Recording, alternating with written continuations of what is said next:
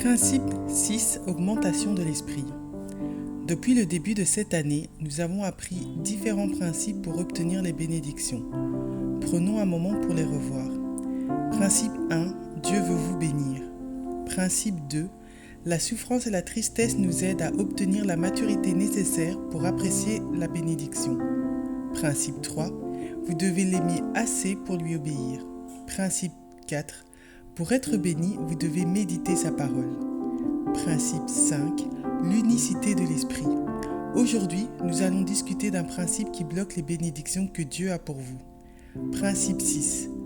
Nous devons cesser de faire ce que nous savons mauvais. Beaucoup d'entre nous, nous faisons ce que nous savons mal et constatons que nous sommes incapables de lutter contre la tentation. Même l'apôtre Paul a constaté qu'il était incapable de faire ce qu'il voulait faire, mais faisait ce qu'il ne voulait pas faire. Tant et si bien qu'il cria dans Romains 7, 24 « Misérable que je suis, qui me délivrera du corps de cette mort ?» La semaine dernière, je me suis sentie appelée à rendre visite à une amie très chère de notre église. Elle a un mariage restauré. Même si je n'ai jamais de temps pour les relations personnelles, elle souhaitait partager avec moi quelque chose d'important. Je lui ai alors dit que nous pourrions peut-être nous rencontrer. J'avais prévu de faire une courte visite, mais le Seigneur m'a gardé là pendant longtemps. J'y ai passé quelques heures car ma voiture avait perdu la direction assistée. Même si nous étions toutes les deux certaines que le Seigneur la réparerait et nous donnerait la connaissance de ce qui n'allait pas, ce n'est qu'au retour de son mari à la maison, après le travail, que nous avons découvert, ou devrais-je dire que le Seigneur a révélé, le problème afin que je puisse partir et la faire réparer. Le Seigneur avait fixé ce rendez-vous divin pour moi et il a utilisé le problème de la voiture pour me garder tout le temps pendant lequel il le souhaitait que je sois là-bas. Quand je suis arrivée, nous étions seuls. Elle s'est mise à pleurer en disant que quelque chose n'allait pas. Comme Paul, elle aussi faisait tout ce qu'elle détestait. Elle n'était plus l'esprit doux et calme qui a permis à Dieu de la restaurer, elle et son mariage. Au lieu de cela, son ancien moi semblait être de retour. Quand j'ai eu un moment seul, j'ai demandé au Seigneur de me donner des paroles de sagesse qu'il voulait que je lui donne. Étonnamment, au moment où je suis revenue dans la pièce, avant même que j'aie la possibilité de dire quelque chose, elle a laissé échapper « Je voudrais te parler du jeûne ». Bien, c'est exactement ce que j'avais reçu du Seigneur, jeûner.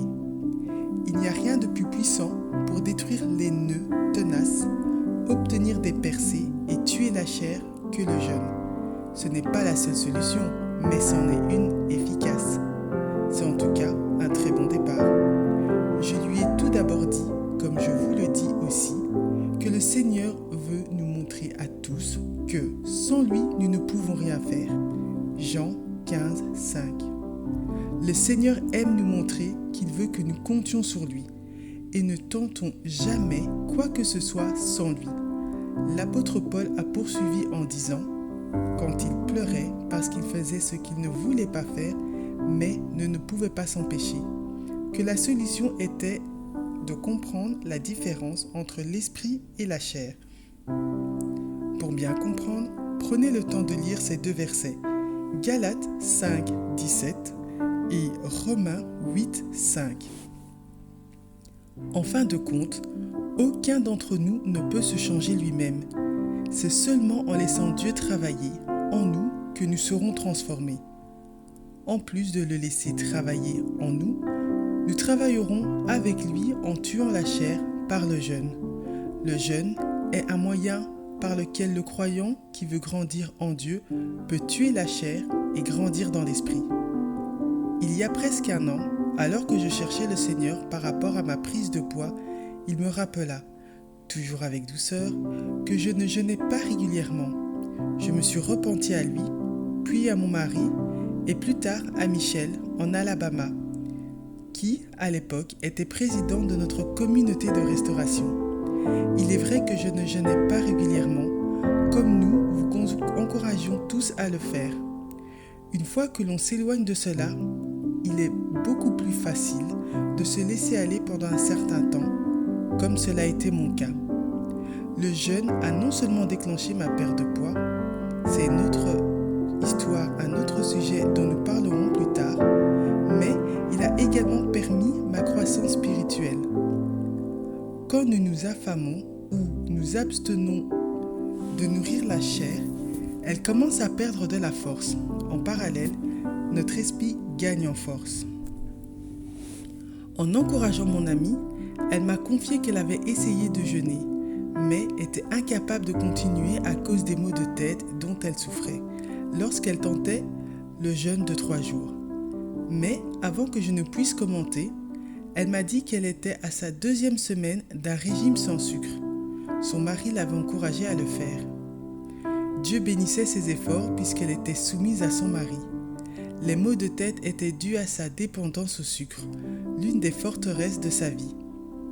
Au début de son régime, elle avait encore les maux de tête, mais maintenant, ils avaient disparu.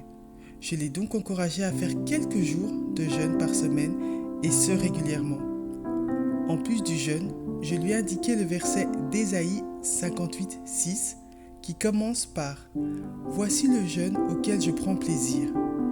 J'ai partagé avec elle que récemment, le Seigneur m'avait amené à choisir de quelle chaîne je voulais être détaché, de quel lien de servitude je voulais être dénoué, de quelle oppression je voulais être libéré. Le jeûne que je choisissais avait besoin de rompre chaque joug qui me retenait. J'ai confié à mon ami que mes choix pour le jeûne étaient la peur, l'intimidation, la condamnation, la culpabilité et la honte. À l'époque, ces nœuds gouvernaient ma vie et jouaient avec mes émotions. Elle a laissé échapper que son problème était le besoin de contrôle et l'obsession de la perfection. Tous nos membres du ministère de restauration devraient demander à Dieu la grâce de jeûner au moins 2 fois par semaine.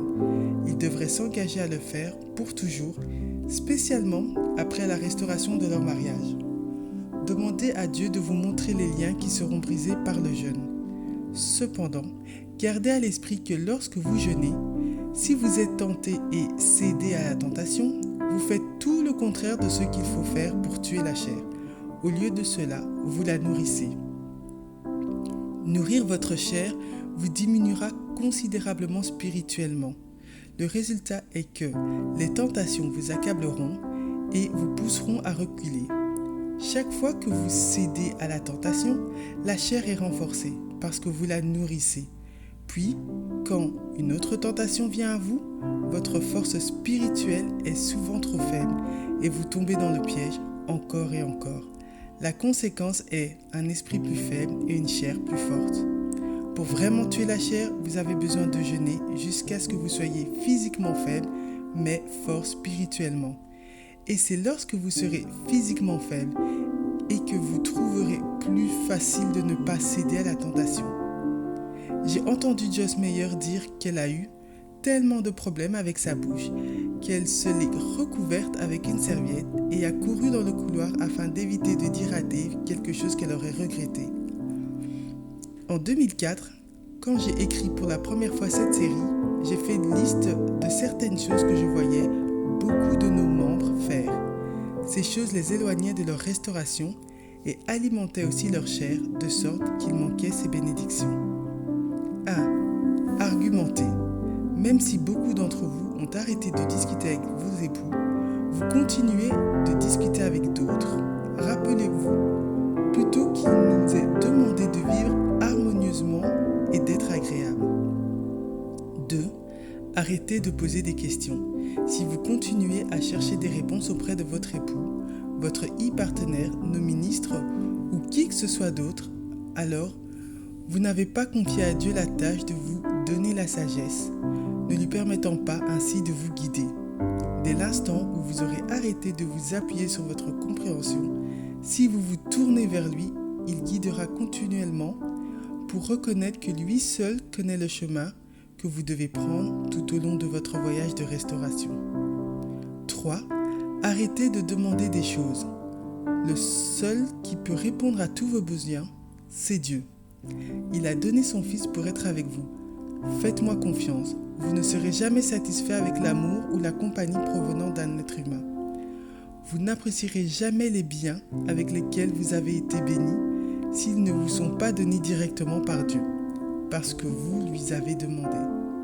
Il veut une communion continue avec vous, parce qu'il vous aime, et il promet de vous bénir avec tout ce dont vous avez besoin, si et seulement si vous faites de lui le premier dans votre vie et dans votre cœur. Engagez-vous à le faire dès aujourd'hui. 4. Poursuivre. Plusieurs d'entre vous n'ont jamais lâché prise. Je le sais, vos amis le savent et votre conjoint aussi le sait. Malheureusement, vous ne le savez toujours pas et continuez à le nier. Si vous mangez, dormez, pensez, parlez encore de votre conjoint, de ce qu'il ou elle est en train de faire, ressent, etc., vous n'avez simplement pas lâché prise. Nous voyons cela dans tous les formulaires que vous remplissez. Même si vous avez dit à votre conjoint qu'il était libre, vous ne serez jamais libre jusqu'à ce que vous ne le laissiez vraiment partir. Croyez-moi, et tous ceux qui ont vécu un mariage restauré, il y a une telle liberté à permettre au Seigneur d'être tout ce dont vous avez besoin.